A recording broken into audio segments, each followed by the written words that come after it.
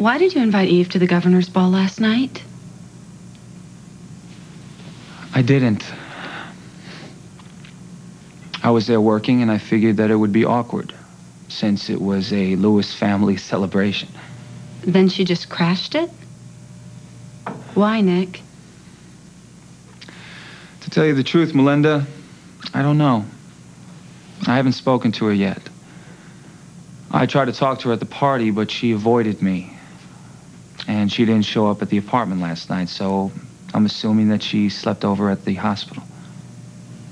Well, I'm glad you came over. Anytime.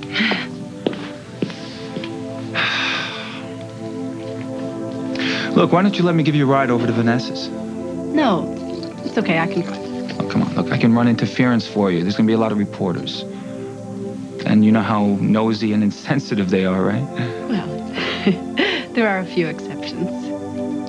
Okay, thanks.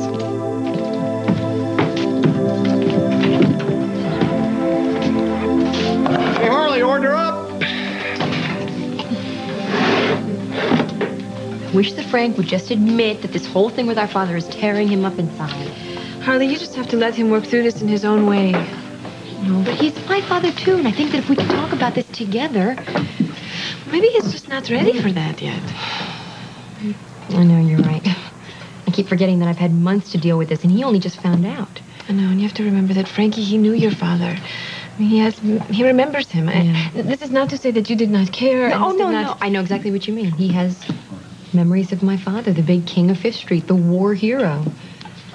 I think it must be such a betrayal for him finding out the whole thing was just a big lie. So that's why I didn't want to tell him about any of this. So are you angry with Mallet that he told Frank?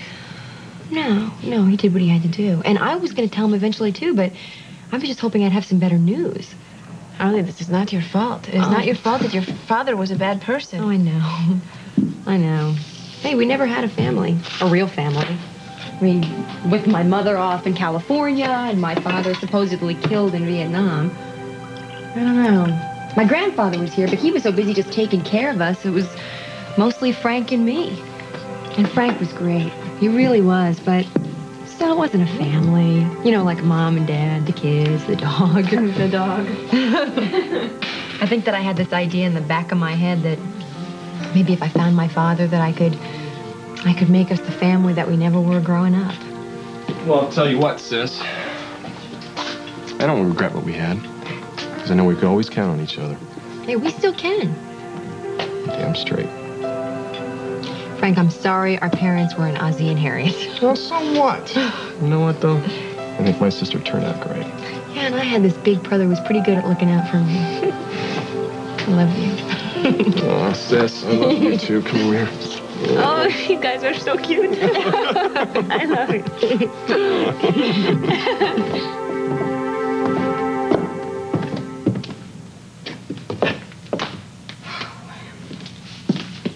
Oh, you're still here. Baby okay? Yeah, he's fine. He's just, he's a little fussy because, well, now's the time I usually take him out in his stroller. Well, if you can't tell me anything more about this woman with Rex, maybe someone at the Springfield Inn can help me. Well, it's not that I didn't know her. It's just that I was curious about your interests, that's all. Well, her name is Randy. She's Rex's ex-wife. Ex-wife, really? Do they have any kids? Why? Invite them to the wedding, too. No kids. And she really hates him, so I wouldn't bother inviting her. What's she doing here? Probably just came to get some more alimony out of him, you know. Well, she's not even worth talking about. You must be so happy that Harley has given up her search. Now you two can set your wedding date. Well, if you know of any other relatives I should invite. Why should you bother with a lot of people? I think you ought to keep it just close to, family, friends, not even mess with a lot of people on your wedding day, you know? We'll see.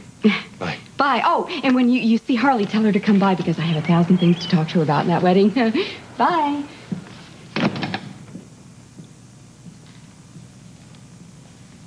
Oh, God, what am I going to do now? What am I going to do now?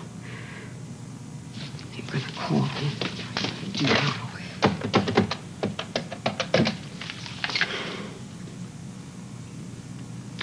his machine. Buzz, you have got to get yourself over here right now. We have big trouble. I need it. Get over here right away. The prayers have been answered. How did you get in? Never mind. Thank goodness you're here. Oh, that'd be a first.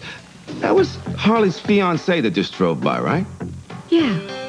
Nice guy, even for a cop. You think he's gonna treat Harley right? Honey, you have a lot bigger trouble than that right now. That nice guy is asking all kinds of questions about you and Randy. Gee, I wonder what that means. That means, lover boy, that you've got to get yourself out of town.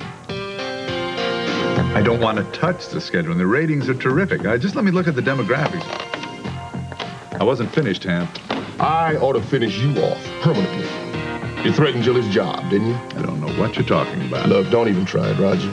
It's so obvious you were behind everything that happened to H.B. Lewis last night. Tell me, are you that bent on hurting Billy, his entire family, that you had to use my wife to do it? It was nothing personal. Yeah, you know what a career means to her. What'd you do?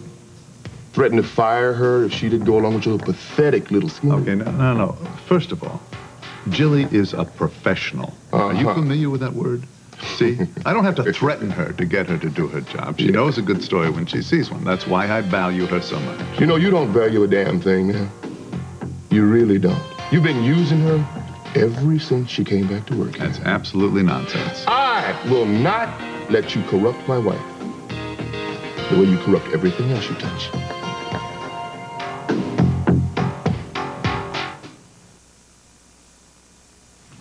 There is nothing funny about it. What if Mallet tracks Randy down and talks to her? I got it covered. She knows what to say. He is a detective. He is trained to tell when people are lying. What if Randy slips up? She's not gonna ruin the pot of honey we're gonna be sharing. You are. Well, that's what she thinks. You are the most vile, despicable excuse for a human being. I just can't figure out what the big deal's about. What if Mallet finds out that you were Frank and Harley's father? No, I mean HB doing time in a joint. I think it gives the guy character. Buzz, you have got to leave Springfield. You know, Nadine, you have no consideration for other people. Me? Here you are, living in the lap of luxury, served you on a silver platter, I might add, and you want to rob me of my one shot at the big time. Look at this. This here. More money than I have ever had in my hand in my life. One deal. I got this with just one deal. It was easy. Easier than the black market in Vietnam. And this is just the beginning. It's the beginning of the end. You are so totally selfish. Oh, yeah? You know what the first thing I'm going to do with this is? I'm going to buy Frank Jr. a wedding present. What do you think about that? I think the best present you can give all of us is just to get out of town before you blow everything. I just latched on to the sweetest deal of my life. I am not going to blow it. You are just asking for trouble. No, I'm going to be long gone before that arrives. I got a sixth sense about those things. Well, then we are even because I have a bad feeling about all of it.